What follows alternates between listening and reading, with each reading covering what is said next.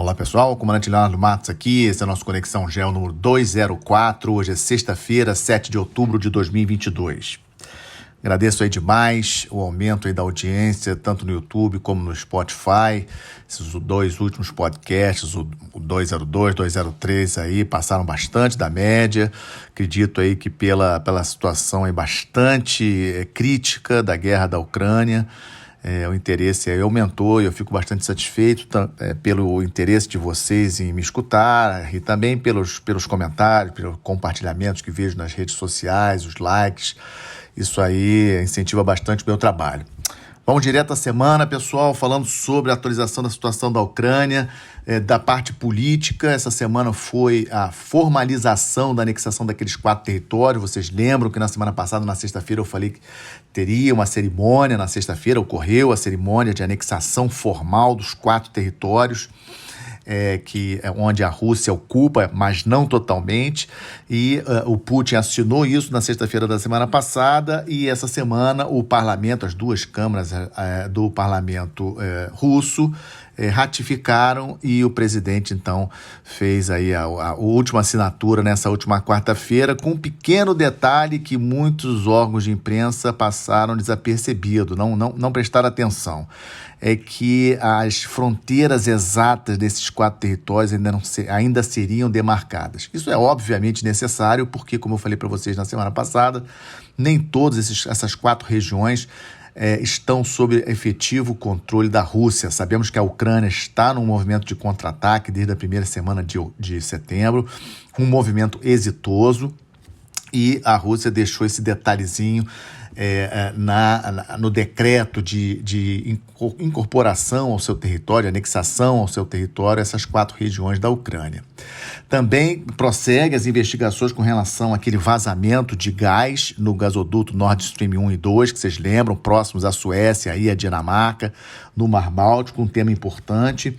Também voltamos a ter muitos artigos nas redes sociais de especialistas falando sobre a possibilidade de uso de armas nucleares táticas, e essa é uma preocupação, principalmente se esse contra-ataque ucraniano for realmente bastante exitoso e pressionar as forças russas para trás, como está acontecendo no momento.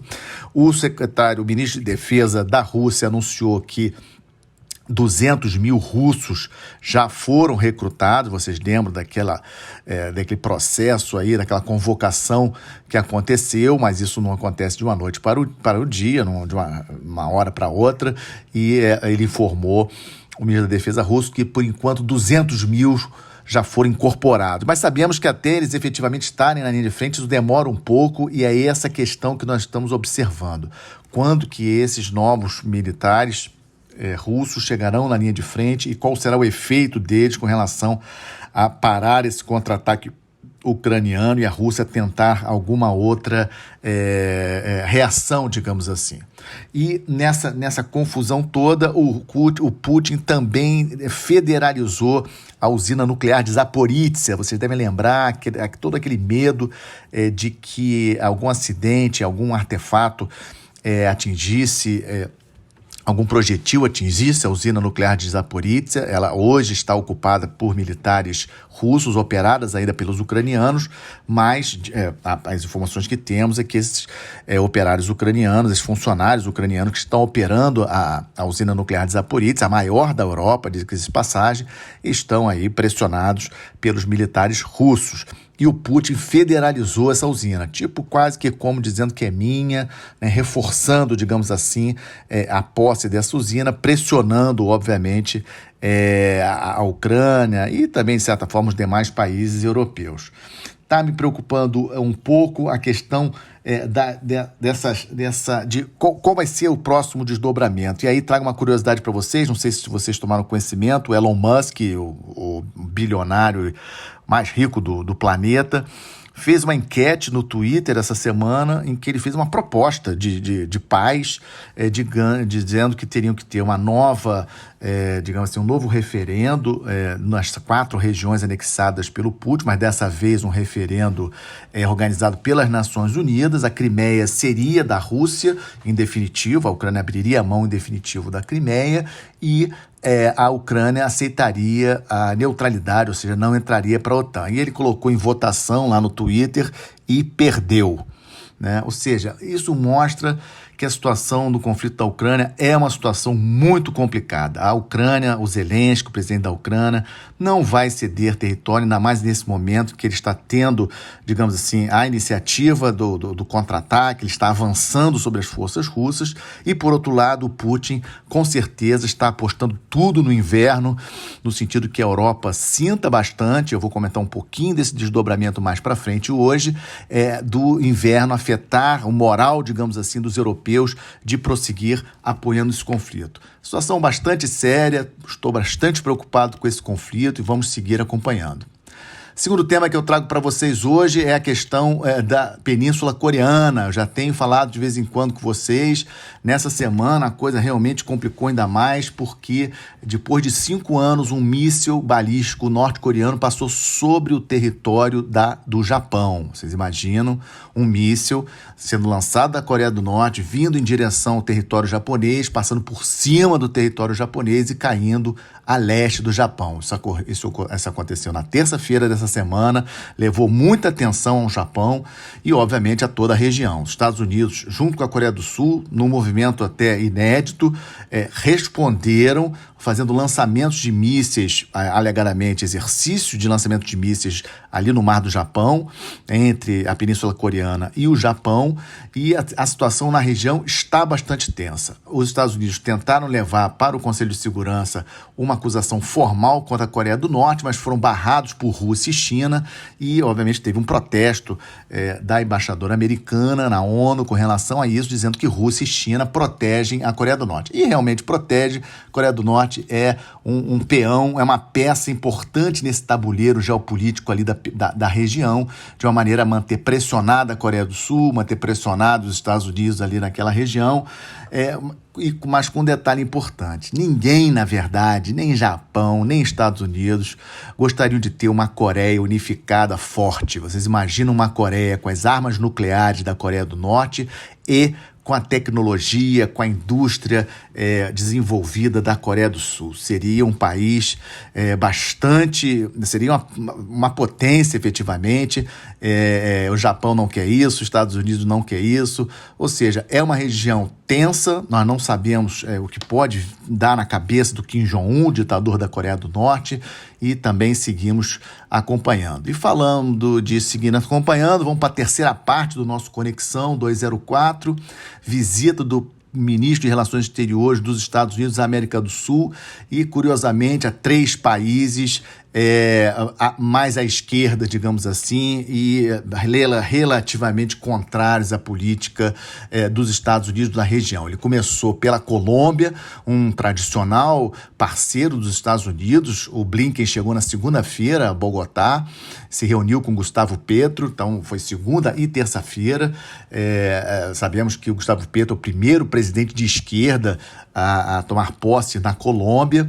Depois ele voou para o Chile, onde temos aí também um novo governo de esquerda na região, com Gabriel Boric, e o Blinken, na verdade, fez ali, digamos assim, ele sabe, os Estados Unidos têm preocupação do aumento da presença chinesa na região, na América do Sul, uma relativa presença russa, não é tão grande assim, mas existe, e obviamente ele veio aí aproveitando a terceiro destino dele, que é o Peru, onde ele está no momento, participando da 52ª Assembleia Geral das Organizações dos Estados Americanos, da OEA, que acontece em Lima, no Peru. Ele aproveitou, passou antes na Colômbia, passou antes no Chile, para, obviamente, ele fazer uma política de boa vizinhança com 2 países que atualmente estão à esquerda do espectro e com políticas relativamente contrárias aos Estados Unidos. Elogiou a questão migratória, a maneira como a Colômbia está gerenciando a questão migratória, e também sinalizou ao Chile novas possibilidades aí na parte econômica. No Peru, Ele chegou na quarta-feira à noite, ontem foi a abertura da Assembleia da Organização dos Estados Americanos e hoje, sexta-feira, a Assembleia encerra e vou falar um pouco dessa Assembleia na semana que vem. Vamos ver o que sai na declaração final, que só sai no final do dia de hoje. Provavelmente alguma coisa sobre Nicarágua, situação de segurança do Haiti também, talvez alguma coisa em relação à Venezuela, vamos aguardar. Ou seja, sobre essa resolução falarei na semana que vem. Também estamos de olho nos efeitos do novo corte de petróleo da OPEP, a reunião ocorrida nessa quarta-feira dessa semana em Viena. Vejam como que o mundo é realmente realista, realismo puro. Os interesses de cada país é que no final das contas acabam prevalecendo. Com toda essa questão da inflação global, uma guerra acontecendo na Ucrânia, digamos assim, de efeitos que a gente ainda não sabe até que ponto isso vai causar no mundo, inclusive aí com essas questões aí de ameaça de uso de arma nuclear, algo horrível até de imaginar, e a OPEP vai e corta 2 milhões de barris de produção diário para poder fazer subir novamente o preço do barril. Sabemos aí que o preço do barril estava oscilando em torno de $90, já chegou a $120, e com essa ameaça de recessão global, a China também não conseguindo avançar na parte econômica, o preço caiu, e aí na reunião da OPEP eles já resolvem cortar a produção, ou seja, para jogar novamente o preço do petróleo para cima. Os Estados Unidos não gostou, os Estados Unidos estão com reservas, suas reservas estratégicas foram utilizadas para segurar o preço do combustível dentro dos Estados Unidos. Não vamos esquecer das eleições de meio de mandato, para o Congresso americano, que vão acontecer agora no início de novembro. O Biden, obviamente, muito preocupado com isso, a Europa preocupadíssima com a questão da energia, e vai a OPEP nessa quarta-feira e não quer saber, junto com a Arábia Saudita, a Rússia participando também como convidado nesse OPEP+, que eles chamam, a Rússia faz parte, ela não é integrante formal da OPEP, mas faz parte desse OPEP+, que chamam, eles aumentaram e eles cortaram a produção para poder aumentar o preço do barril de petróleo, que já sinalizou nessa direção. Outro tema também que seguimos acompanhando, aqueles protestos no Irã. Novidade essa semana é que o líder, o Ayatollah Khamenei, segunda-feira, foi claro dizendo que é o Ocidente que está provocando todo esse tumulto, toda essa confusão, dizendo que eles é uma guerra híbrida contra o Irã, e também o governo iraniano ontem, prendeu 2 cidadãos franceses dentro do Irã, dizendo que são acusados de espionagem. A França rebateu, dizendo que eles não são espiões. Ou seja, a situação do Irã também ainda bastante complicada. Os protestos a gente vê aí pela internet, recebe diariamente vídeos de jovens mulheres iranianas protestando contra aquela morte daquela jovem de 22 anos, a Mahsa Amini, que foi morta dentro de uma prisão iraniana. Ou seja, seguimos aí de olho na situação do Irã. E também ontem, quinta-feira, a primeira reunião da Comunidade Política Europeia, uma ideia do presidente francês, do Emmanuel Macron.